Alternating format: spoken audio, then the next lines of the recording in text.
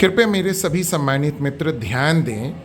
जैसा कि मैं एक स्टोरी आपको बताना चाहूँगा। ये रामचरण जी की है। रामचरण जी को जब चोट लगी तो ये आए, हमने इनका ऑपरेशन किया। और जो ये सेगमेंट है कि प्रोफेशनल राइवलरीज बिटवीन डॉक्टर्स के बीच की प्रतिस्पर्धा जब बहुत बढ़ जाती है तो कितने गलत सलत सलाह मिलते हैं, इसलिए मैं ये वीडियो बना रहा हूँ। अब रामचरण जी का जब यह फ्रैक्चर हुआ तो इनका इंटरट्रोकेंट्री भी फ्रैक्चर था और इनका जंघे के नीचे से हड्डी बाहर भी आ गई थी। जरा रामचरण भाई अपना पैर उठा के दिखाइए जहाँ से हड्डी बाहर निकली थी, घाव उस पर था। अब ऑपरेशन इनका हुआ है और ऊपर कर दीजिएगा, जा रहे हैं, वो ऊपर बना हुआ था, हम लोगों को याद है। अब जैसा मित्रों आप यहाँ देख सकते हैं, यहाँ से ये हड्डी बाहर आई थी। अब इत्तेफाक रहा होगा, इनको कोई दोबारा चोट आई थी, क्या हुआ? नहीं, दोबारा चोट नहीं, दर्द कर रहा था। अच्छा, दर्द कर रहा था तो आप एक्सरे कराने गए। तो आप जब वहाँ एक्सरे कराने गए तो आपको क्या सलाह मिली? और मैं आपको एक अक्लमंद ही आदमी मानूंगा, नहीं तो अगर आप झांसे में पड़ जाएं तो सोचिए आपकी कितनी दुर्गति कटेगी। तो जब आप गए एक्सरे कराए तो डॉक्टर साहब ने क्या कहा? आप ईमानदारी से सही बताइए। त्रिपाठी जी बोले कि आप चल नहीं पाओगे, आप विकलांग हो गए हो। एक मिनट, जैसे उन्होंने कहा कि आप विकलांग हो गए हो और अब आप चल नहीं पाओगे। आपकी भविष्य खराब हो चुकी है। आपका भविष्य खराब हो चुका है। और विकलांग सर्टिफिकेट हम बना दे रहे हैं, आप जाइए पेपर एक, हम विकलांग सर्टिफिकेट बना दे रहे हैं। अच्छा, हम विकलांग सर्टिफिकेट बना दे रहे हैं। बताया कि डॉक्टर साहब 35 साल उम्र है। हाँ। 45 साल जो बचा हाँ। वो आपकी उम्र खराब हो गई और डॉक्टर साहब के वहाँ जाइए। हाँ। वहाँ पहले पता कि वहाँ जाना ही तुम्हारे लिए गलत। अच्छा, मतलब उनको सलाह दिए वहाँ जाने के लिए। हाँ, हाँ। डॉक्टर झपड़ मारिए।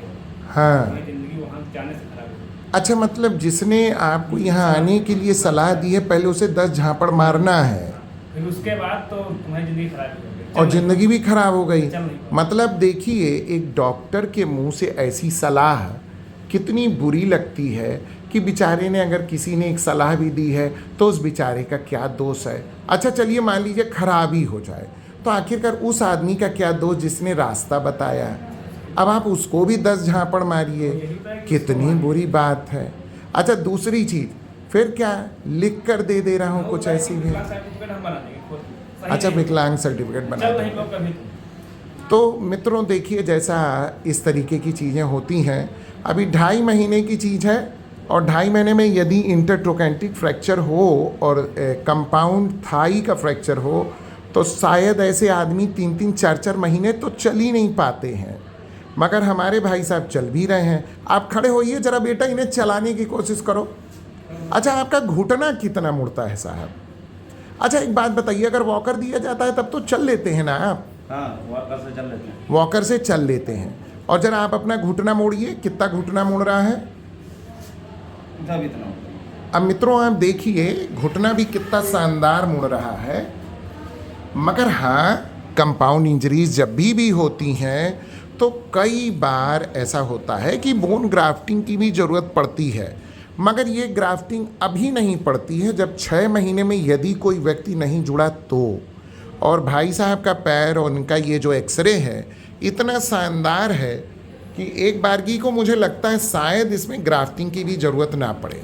मैं सामने ही इसलिए रख दे रहा हूँ कि ये इन्हीं का एक्सरे है। अगर आप गंभीरता से देखेंगे तो इंटरट्रोकेंट्रिक है, जो बहुत अच्छे से CCH स्क्रू से फिक्स है, और मिड थाई का फ्रैक्चर है।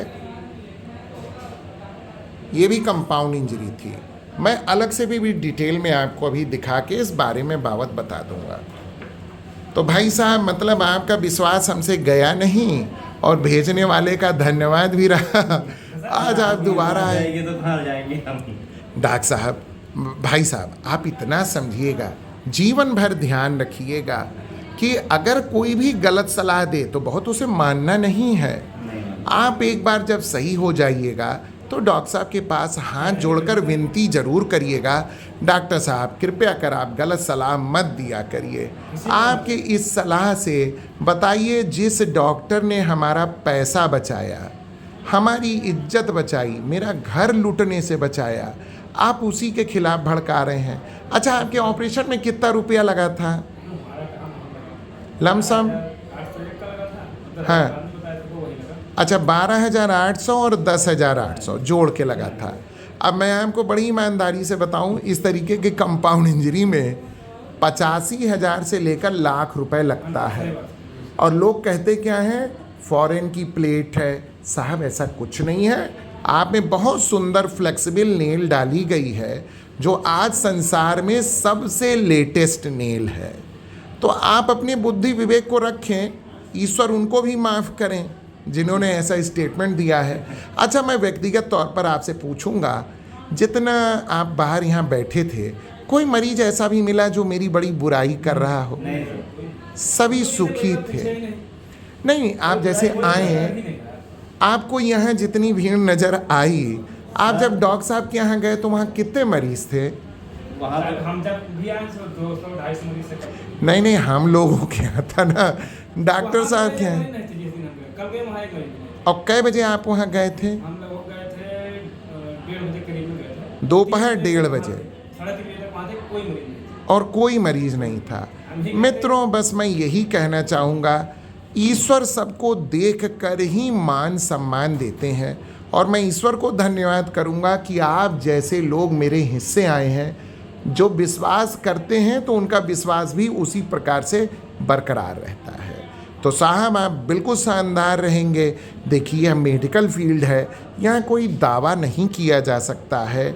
अब कोरोना जैसी महामारी गई है, कौन कौन अस्पताल में गया, कौन कौन बचा, कौन कौन नहीं बचा, कौन गारंटी ले रहा है। मगर हाँ, मेडिकल साइंस के हिसाब से आप बिल्कुल परफेक्ट हैं भाई साहब।